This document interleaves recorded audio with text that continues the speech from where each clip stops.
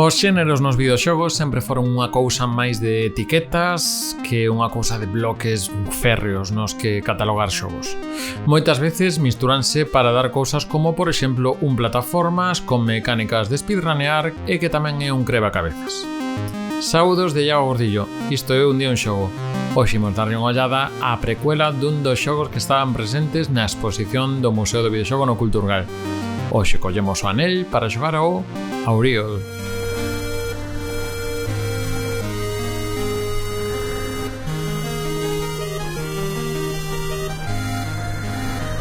Auriol é un xogo desenvolvido polo galego Elvendwarf, que se autodenomina plataformas basado en físicas. O xogo foi finalista nos premios de Huevo na categoría de mellor xogo para móviles e a mecánica é tan simple como ir lanzando un aro por un percorrido onde hai que ir esquivando trampas e obstáculos mentres se van engadindo mecánicas novas con cada fase.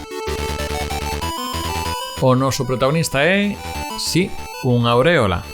Unha auréola que pertencía a un anxo que quedou sen ela tras o ataque das forzas do mal. Así que nos encargámonos, como unha especie de forza divina, de ir empurrando ese aro polos distintos escenarios. Ben sexa tocando na pantalla, co dedo ou co clic do rato, onde marcaremos a dirección na que irá o aro e despois xa entran as físicas do xogo con rebotes para facer o resto. A isto engádese outra mecánica na que só podemos tocar este obxecto dúas veces no aire, xa que con cada toque pasará de ouro a prata e de prata a bronce, e cando é bronce debe tocar terra para que podamos volver a interactuar con el, para que volva a ser de ouro. Se non toca no chan, teremos que volver a comezar no nivel ou nalgún dos puntos de control. É un xogo que misturará momentos nos que haberá que pensar a mellor estrategia para facer bo uso dos impulsos limitados que temos, con outros momentos nos que terá que sair o noso lado máis plataformeiro con reflexos e precisión. Non desvelaremos todas as mecánicas que van aparecendo, pero a cada nivel temos cousas novas. No que sí que a veces podemos notar pequenos saltos na dificultade e que puntualmente hai algún mini deseño de nivel que parece non funcionar como estaba pensado, pero son momentos puntuais que non empañan a proposta principal. Así que temos momentos que nos poden lembrar algún dos momentos automatizados dun Sonic ou Donkey Kong Country misturados coa precisión dos saltos ben pensados que temos nun Celeste.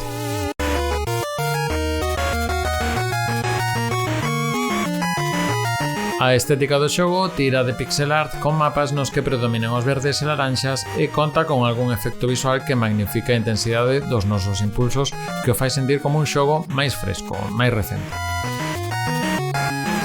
Este Auriol complétase cun modo de ranking con puntuacións por tempo, cousa que o xogo tamén anima no modo individual a facer os niveis no menor tempo posible, xa que hai tamén un sistema de clasificación nese modo. E tamén conta con varios traxes, imos chamarlle, para cambiar a apariencia do noso anel e convertilo, por exemplo, nunha Game Boy. Este Auriol, aínda que foi finalista a xogo móvil, actualmente non se atopa disponible, digamos, para Android, pero si o tedes en itch.io para Windows e Linux. Queda o enlace, se queredes xogalo, na descripción. A segunda parte, Auriol Wings of Hope, da que tedes xa unha demo en Steam e que se puido probar no espazo do Museo do Videoxogo no Culturgal, parece apostar por rachar coa apariencia de pequenos niveis compartimentados e darlle un sentido máis narrativo, máis global a todo o que pasa. Coa aparición de personaxes e entornos, con maior nivel de detalle, pero mantendo estas mecánicas como base do xogo. Antes de pechar, sinalar tamén cousas interesantes que podemos ver tamén no Culturgal, como o Dead by Wars, un xogo de supervivencia inmersa, onde nós somos os zombies e temos que sobrevivir os humanos, un xogo que ven da man de Enxebre Games, e tamén estaba Xerme, un xogo de A Cariño Games, finalista nos premios estatais PlayStation Talents, e que ten unha estética ben curiosa de cores brancas, negras e amarelas nun entorno en 3 dimensións que nos deixou con curiosidade. Cando podamos probar máis deles, contaremoslos por aquí no Recuncho. Isto é Un Día Un Xogo, o micropodcast de Recuncho Gamer que tes en YouTube, Spotify e máis plataformas. Se che gusta o que facemos, necesitamos a túa axuda. No Patreon podes contribuir a cambio de escoller contido como xogos dos que falamos nesta sección, aparecer no créditos e máis recompensas. E se estás no YouTube, deixanos un like e suscríbete, que tamén axuda. Facemos ponte, así que o xoves Game Awards e o luns outro xogo.